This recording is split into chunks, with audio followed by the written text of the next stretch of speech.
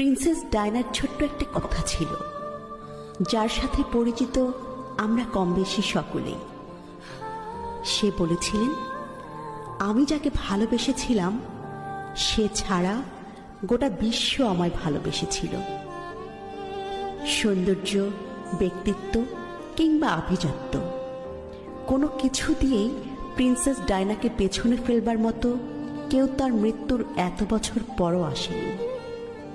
অথচ তার স্বামীও তাকে ঘরে রেখে আসক্ত হয়েছিল পরনারীতে, যার শেষটা হয়েছিল তাদের বিবাহ বিচ্ছেদ দিয়ে। তোমরা অনেকেই বলো না, গুছিয়ে না চললে, নিজেকে সাজিয়ে না রাখলে পুরুষ হাতছাড়া হয়ে যায়।